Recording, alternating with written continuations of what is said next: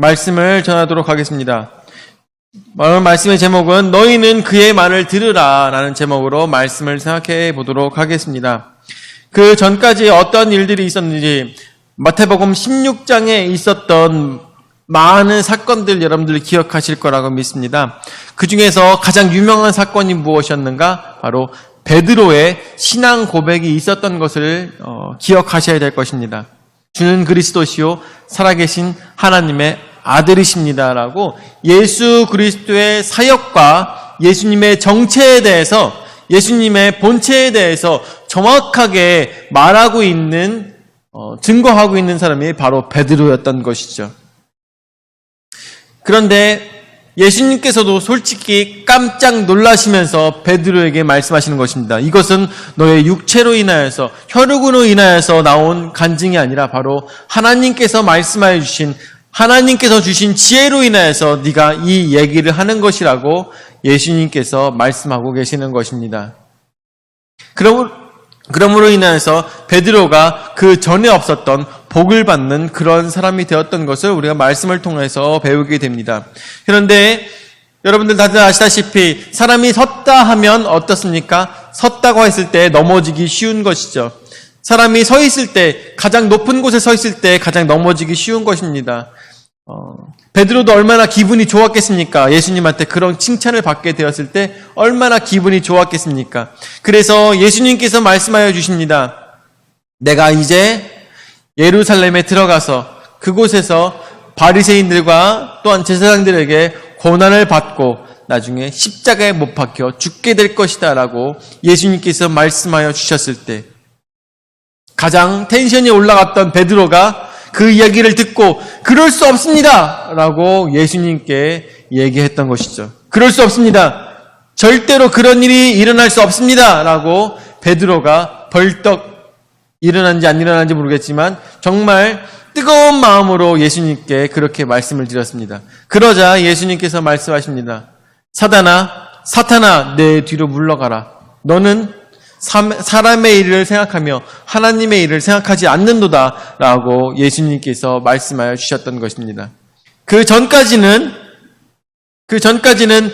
사람이 받을 수 있는 가장 큰 복을 예수님께서 베드로에게 말씀해 주셨음에도 불구하고 바로 3절이 지나고 난 다음엔 베드로 보고 뭐라고 하십니까? 사탄이라고 말씀하실 정도로 그렇게 복잡한 얽히고 설킨 그런 내용이 있었던 것이 16장의 말씀인 것을 여러분들 기억해야 됩니다. 뿐만 아니라 16장 마지막에는 어떤 말씀이 있었습니까?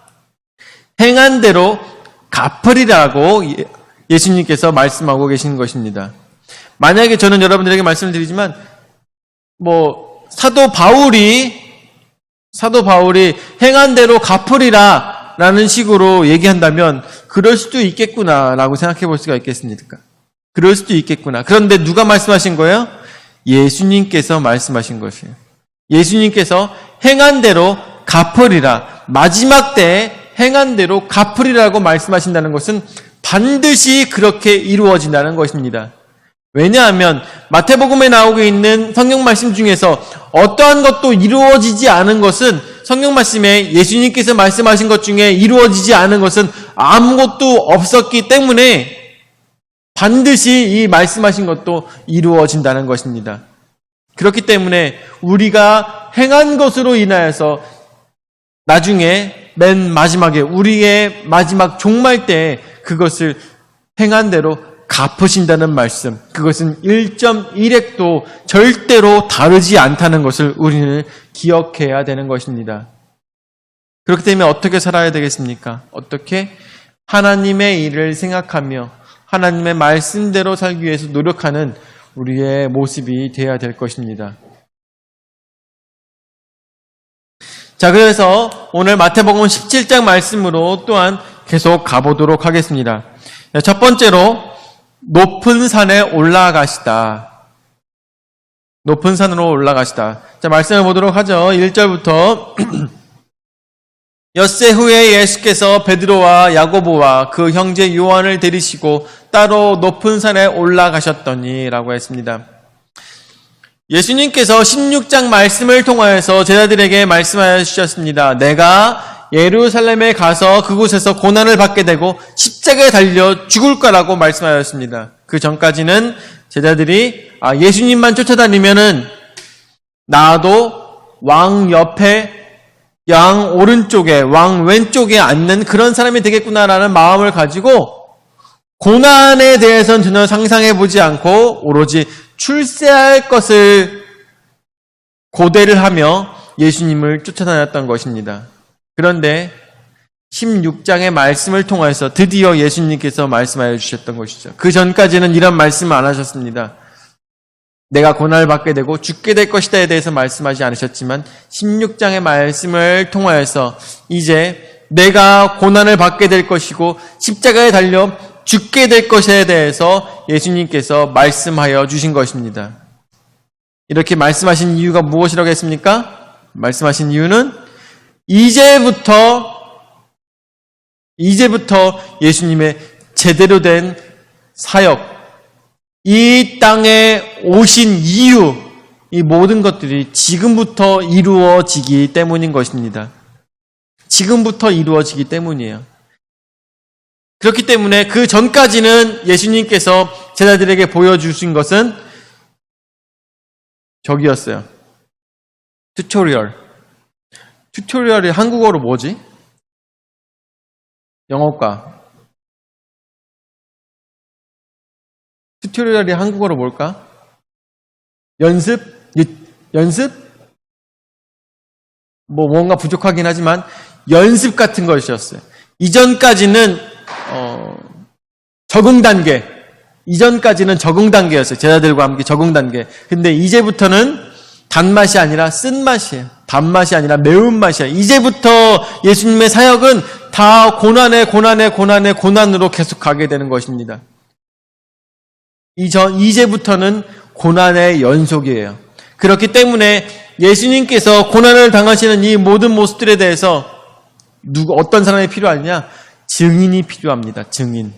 예수님께서 이런 고난을 왜 당하시는지, 왜라고 하기에는 정말 우습지만 아무런 이유 없이 당하시는 예수님의 고난에 대한 증인이 필요한 것입니다.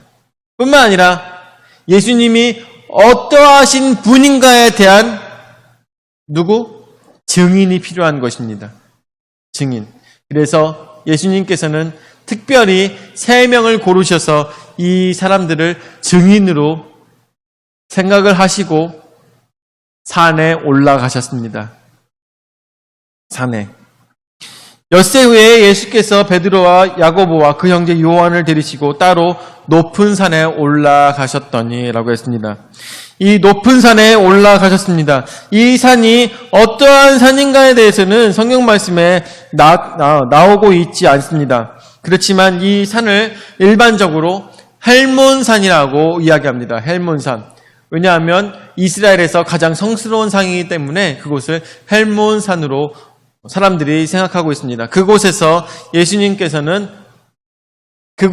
예수님께서는 베드로와 야고보와 또한 그 형제 요한을 데리시고 3명을 데리고 그 산에 올라가셨던 것입니다. 다시 한번 말씀드리지만 예수님께서 그들을 데리고 간 이유가 있었어요.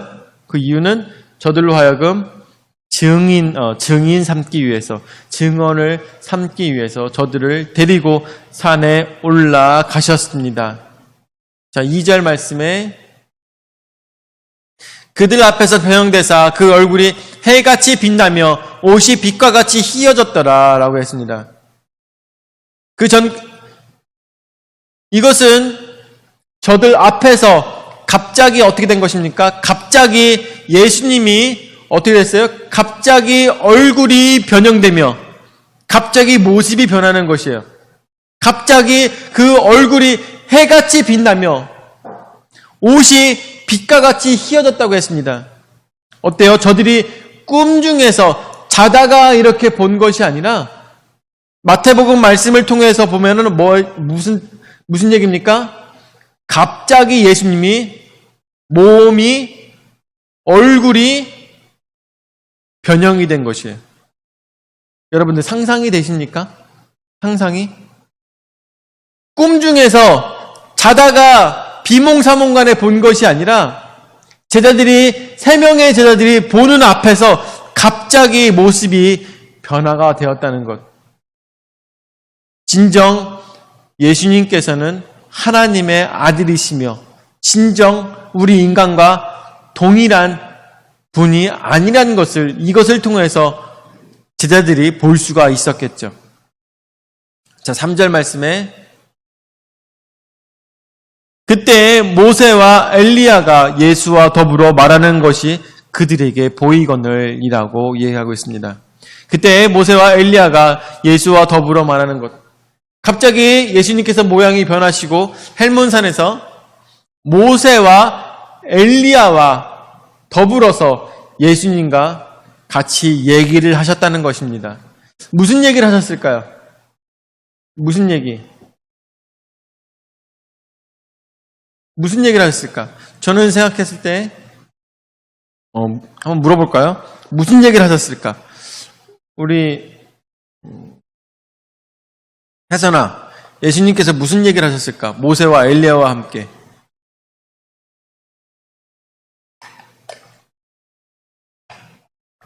무슨 얘기 하셨을까?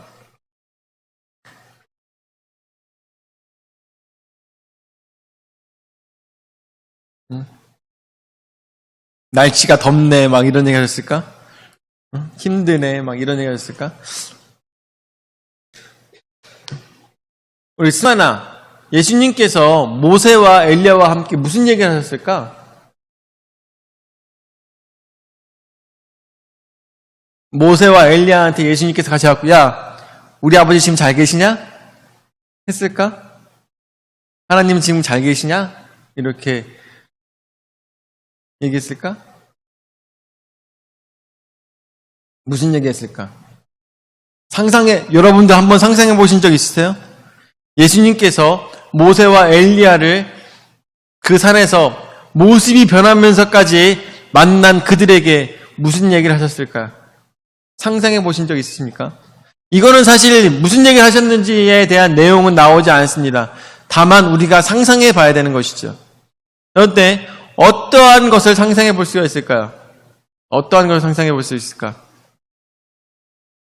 아마 저는 생각했을 때 이런 생각이 들어요. 정확하지 않습니다. 제 말이 정답은 아니에요. 그냥 제가 상상한 거예요. 모세와 엘리야에게 아마 예수님께서 이런 얘기를 했을 것 같아요. 지금부터 제가 이 땅에 온 그 이유를 이제부터 행하려 합니다. 라고 했을 때 모세와 엘리야가 뭐라고 하겠을까? 아마 전 생각했을 때 그래요. 어려운 일이지만 당신밖에 할 수 없는 일입니다. 잘 끝까지 해내셔서 이 땅의 구원을 이루어 주시기를 바랍니다. 라고 모세와 엘리야가 예수님께 이야기하지 않았겠습니까? 저는 그렇게 생각해요. 그랬을 것이다. 그래서 더부어 말하는 것이 그들에게 보이거늘 이라고 이야기하고 있습니다. 그래서 4절 말씀에 베드로가 예수께 여쭈어 이르되 주여 우리가 여기 있는 것이 좋사오니 만일 주께서 원하시면 내가 여기서 초막 셋을 짓되 하나는 주님을 위하여 하나는 모세를 위하여 하나는 엘리야를 위하여 하리이다 라고 하고 있습니다. 자, 그래서 두 번째 초막 셋을 짓기 원하나이다 라고 이야기하고 있습니다. 베드로는 이야기하길 초막 셋을 지어서 모세와 그리고 엘리야와 또한 예수님을 위해서 초막을 짓고 이곳에서 지내고 싶습니다 라고 이야기하고 있는 것입니다. 여기서 봤을 때 예수님께서 모습이 변화하고 또한 이 땅에 상상지 못했던 딱 봐도 모세구나 엘리야구나 라는 모습을 보았을 때 베드로는 너무나도 깜짝 놀랐던 것입니다. 정말 은연중에 완전 여기서 살고 싶다. 여기서 계속 있고 싶다. 여러분들 그럴 때 있죠. 어디 여행을 갔는데 그 여행지가 너무 마음에 들면 여기서 살고 싶다. 여기다 집 짓고 살고 싶다. 그럴 때 있죠. 여기다 집 짓고 살고 싶다. 저는 가끔 그럴 때 있습니다. 제가 좋아하는 사람들과 사랑하는 사람들과 함께 차를 타고 가면서 운행을 하면서 이런 생각이 들 때가 있어요. 야, 그냥 이렇게 하고선 저 멀리 바닷가로 놀러 갔으면 좋겠네요. 라고 얘기할 때가 있죠, 가끔. 마치 그런 것과 같지 않을까요? 너무나도 행복한 겁니다. 너무나도 기쁜 것입니다. 베드로는 그 시간이 너무나도 기뻤고 그 시간이 너무나도 행복했던 것입니다. 모세와 엘리야와 예수님이 함께 담소를 나누는 걸 보면서 너무나도 기분이 좋았던 것입니다.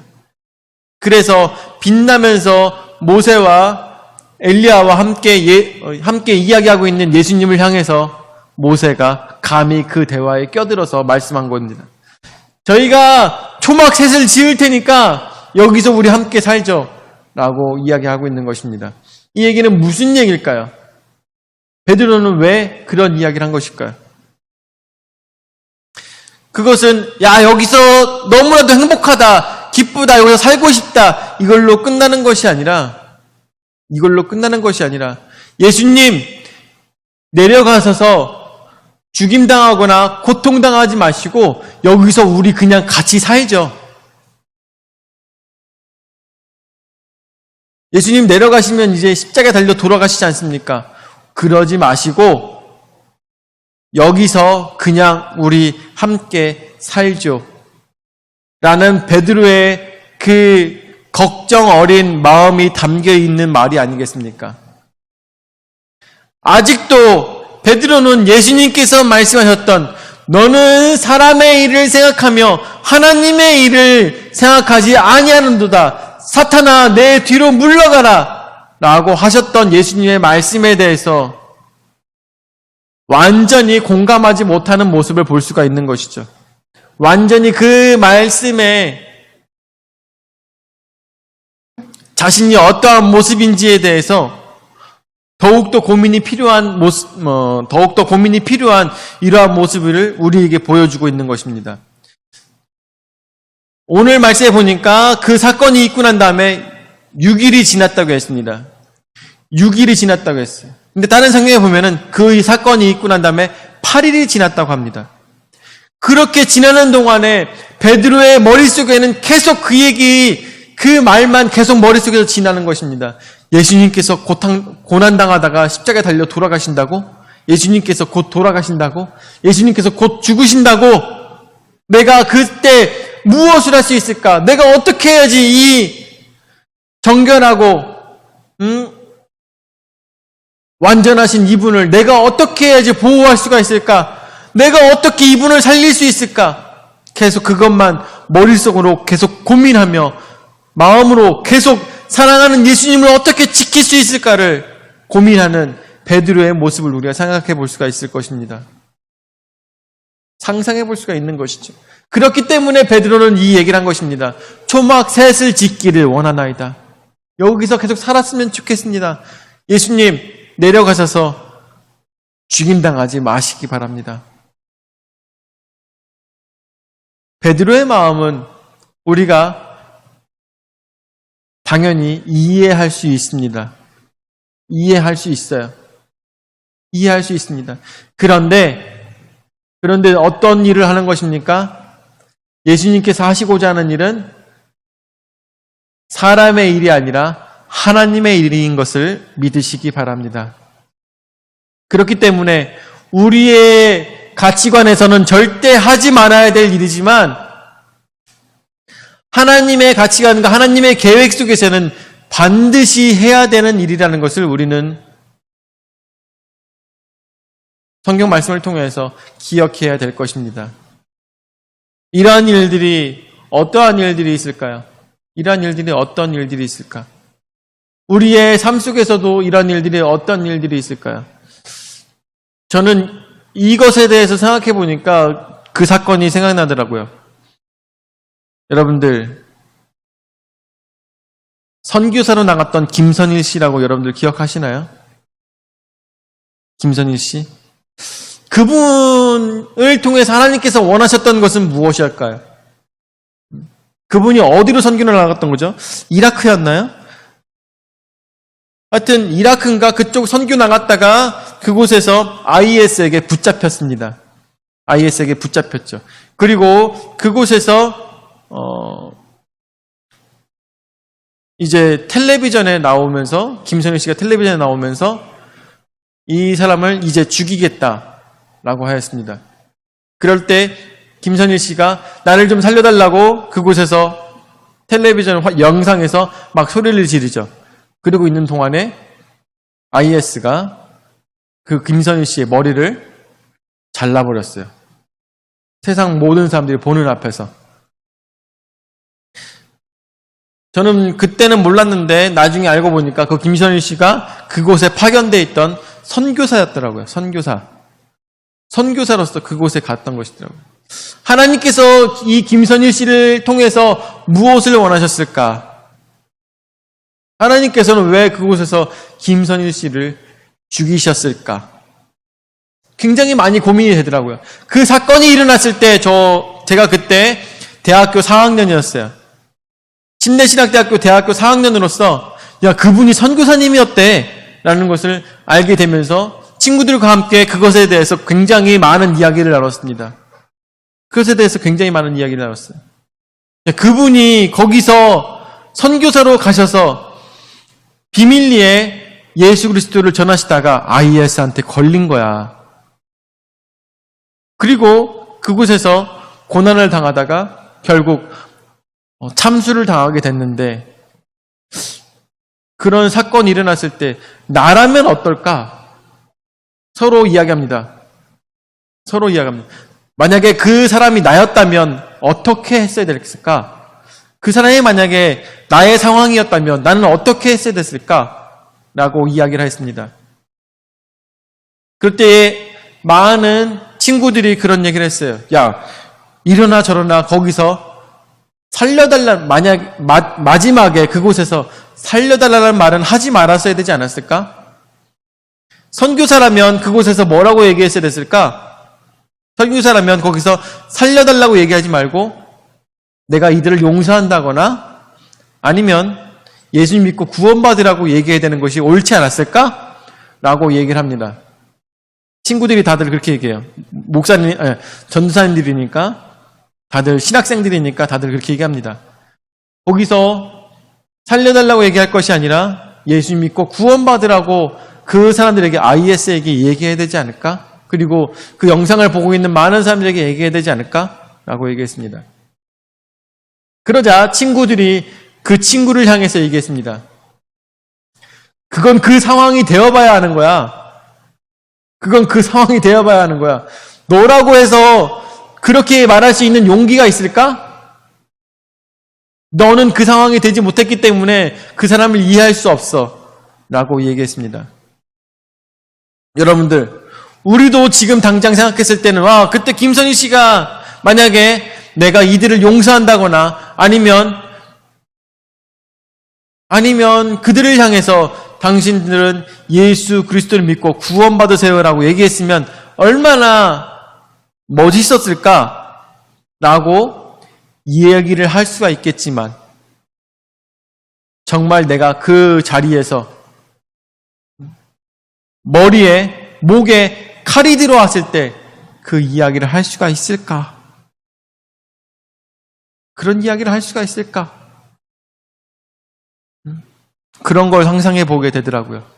그런 걸 상상해 보게 돼요. 그 당시에 김선희 씨는 살려달라고 했습니다. 목에 칼이 들어왔을 때 살려달라고 했어요. 그것이 잘못된 것은 아니에요.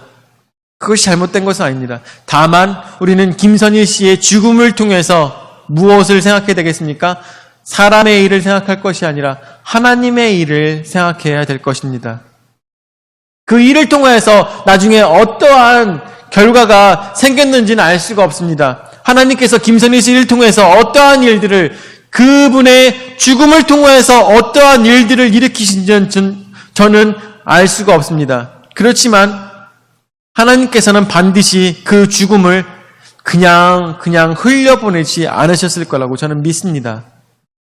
마치 대한민국의 성경책 하나만 들고 대한민국에 와서 복음을 전하려고 했지만 복음을 전달하지 못하고 그 자리에서 붙잡혀서 목이 베어졌던 토마스 선교사, 그분이 갖고 왔던 그 성경책, 그것이 그 사람의 목을 베었던 사람의 집에 도배가 됨으로 인하여서, 그게 그 성경책이 무슨 내용인지 모르잖아요. 그러니까 이 종이니까, 그 당시에는 종이가 비싸니까 그 종이를 가지고 그 목을 베었던 사람이 집에다가 도배를 해놨단 말이죠.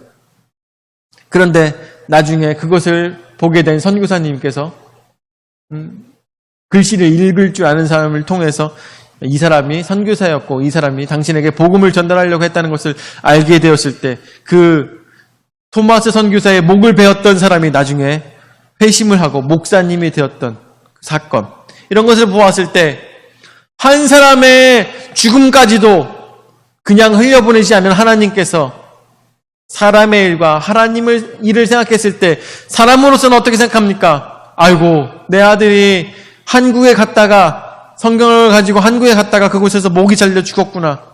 이것으로 슬퍼할 것이 아니라 마지막까지 사용하신 하나님께 영광을 올려드려야 되는 것이 바로 사람의 일과 하나님의 일을 구별할 줄 아는 그런 성도의 모습이라는 것을 우리는 생각해 봐야 될 것입니다.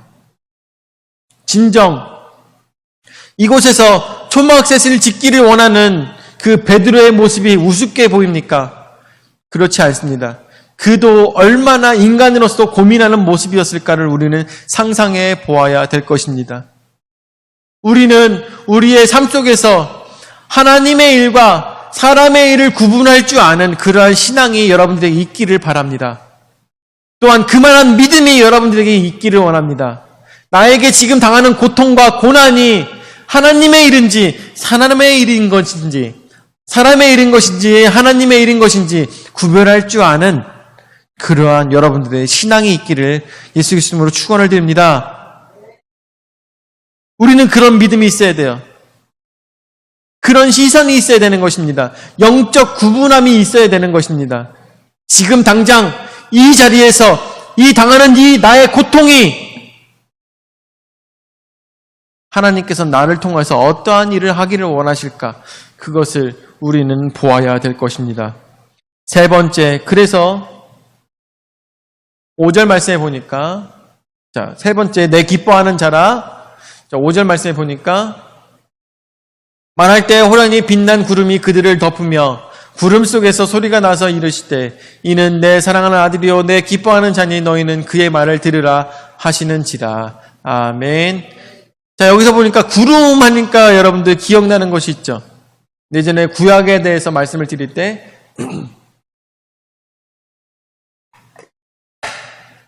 하나님의 임재가 어떻게 나타난다고 했습니까? 구름으로 임재가 나타난다고 했죠. 그래서 뭐라고 했습니까? 쉐키나라고 했죠. 쉐키나. 시은소에 그곳에 구름이 끼게 되고 그 머리 위에, 지붕 위에 구름이 낀다고 했습니다. 그렇게 되었을 때 그곳에 하나님의 임재가 있다고 했는데 그것을 쉐키나라고 했죠.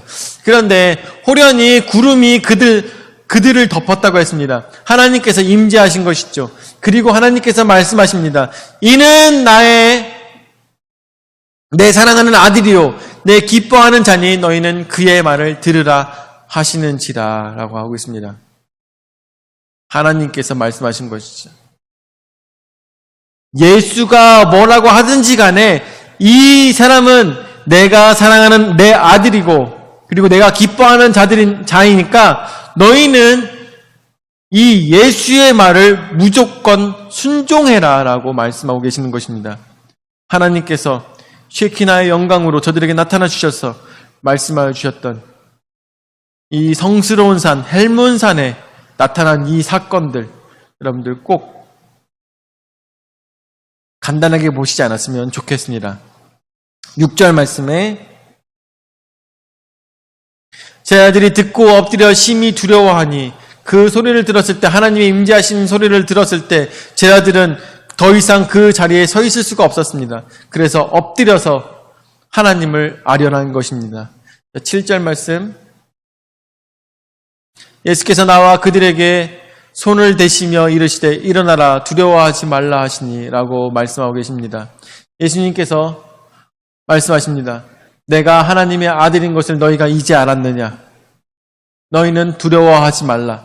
너희는 일어나라. 라고 말씀하시며 나와 함께 가자라고 말씀하시는 것입니다. 자, 8절 말씀에 제자들이 눈을 들고 보매 오직 예수 외에는 아무도 보이지 아니하더라. 그 전까지는 어떤 것들이 있었어요? 모세가 영으로 저들 앞에 있었습니다. 또한 엘리야가 저들 앞에 영으로 있었습니다. 그리고 예수님의 모습은 완전히 빛으로 변화가 되어 있었던 것이죠. 그러는 와중에 하나님까지 구름으로 저들에게 보여주신 것입니다. 그럴 때 어떠한 사람이, 죄 많은 인간이 그 자리에서 그것을 견디며 죽지 않고 있을 수 있겠습니까? 그런데 저들은 누구예요? 베드로와 야고보와 요한은 예수님께서 왜 세우셨다고 했습니까? 무엇으로 세우셨다고 했습니까? 증인으로 세우셨기 때문에 증인은 절대 어때요? 죽으면 안 돼요. 죽으면 절대 안 됩니다. 죽지 않았어요. 그리고 예수님께서 말씀하십니다. 두려워하지 말라. 그리고 일어나라 라고 말씀하십니다.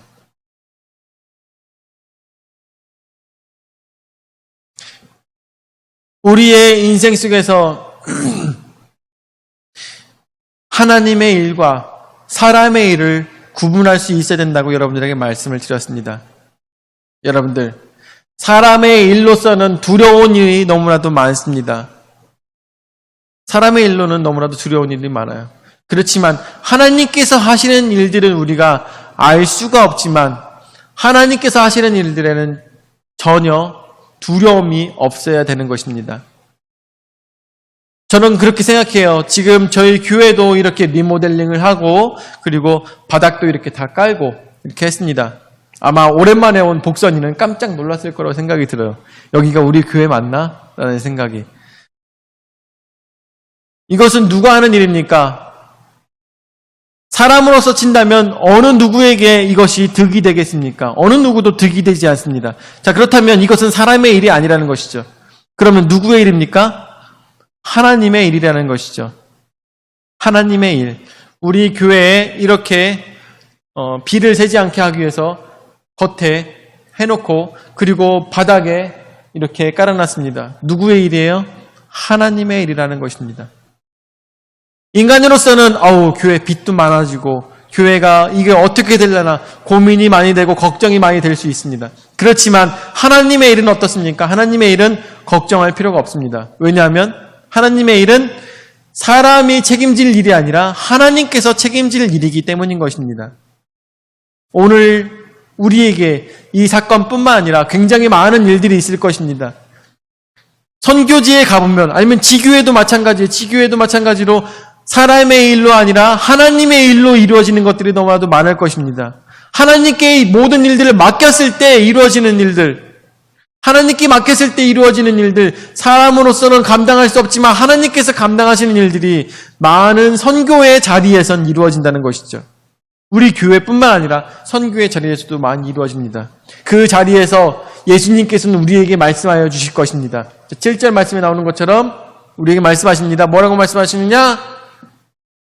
이르시되 일어나라 그리고 두려워하지 말라 라고 예수님께서 우리에게 말씀하여 주실 것입니다. 우리의 인생 속에서 있는 많은 하나님의 일들, 여러분들 사람으로서는 걱정하지 마세요. 사람으로서 두려워하지 마시기 바랍니다. 그곳에는 하나님께서 일을 하실 것이고 그곳에선 예수님께서 함께 하십니다. 그렇기 때문에 두려워하지 않기를 바랍니다. 그리고 우리는 뭘 해야 되겠습니까? 일어나서 우리는 그것에 대해서 어떠한 사람들? 증인이 되어야 되는 것이에요. 그것이 가장 중요한 것입니다. 내가 돈을 더 많이 내? 내가 더 헌금을 많이 내? 그것이 중요한 것이 아니에요. 그런 것을 하라는 것이 아니에요. 무엇이 돼야 돼요? 증인이 돼야 되는 것입니다. 하나님께서 이렇게 하셨어. 하나님께서 하신 일이야. 그것이 바로 우리가 증인이 되어야 되는 이유인 것입니다. 오늘 말씀을 마무리 짓도록 하겠습니다. 너희는 그의 말을 들으라고 말씀하십니다. 너희는 그의 말을 들으라. 누가 하신 말씀이에요? 하나님께서 하신 말씀인 것이죠. 너희는 그의 말을 들으라. 그의 말을 듣고 그의 말씀에 순종해라 라고 하고 있습니다. 제자들이 높은 산에 올라갔어요. 그리고 높은 산에 올라갔는데 그곳에는 단지 3명만 올라갔습니다. 그런데 이 3명의 역할이 굉장히 중요했는데 그 역할을 이제 보여주시죠. 그곳에서 초막셋을 짓기 원하는 그런 인간적인 모습도 있었습니다. 그렇지만 모든 것들을 내려놓고 이제는 내 기뻐하는 자라는 하나님의 말씀을 듣고 모든 걱정거리를 내려놓고 그 말씀에 순종하는 자가 되어 결국에는 이 모든 사건에 대해서 증인이 되었던 것처럼 우리의 인생 속에서도 행하는 하나님의 모든 일들에 대해서 그것에 대해서 걱정하거나 고민해야 될 것이 아니라 그것에 대한 오로지 증인만의 역할을 여러분들이 감당하시기를 바라며 진정한 사람의 일인지 하나님의 일인지 구분할 수 있는 그러한 영적인 눈이 열리시는 여러분들 모두가 되시기를 예수 그리스도로 축원을 드립니다. 아멘. 사랑해 주님 은혜와 사랑을 감사를 드립니다. 오로지 이 풍성한 침례기를 통하여서 행하시는 모든 일들은 사람의 일이 아니라 하나님의 일인 것을 오늘 또한 고백하게 됩니다. 주님 저희와 함께하여 주셔서 저희는 고민하고 또한 걱정하는 것이 아니라 오로지 하나님께서 하시는 모든 일들을 바라보는 자들이 되고 또한 그것에 대한 증인들이 되는 아름다운 신앙의 모습이 우리 가운데 있도록 인도하여 주시옵소서. 이 전쟁은 인간에게 속한 것이 아니로 이것이 우리에게 속한 것이 아니라 이 전쟁은 하나님께 속한 것이라는 것을 우리는 깨달아 알 수 있도록 인도하여 주시옵소서. 오늘도 저에게 귀한 은혜의 말씀 허락하여 주심을 감사드렸고 사랑이 많으신 예수님의 이름으로 기도드립니다. 아멘.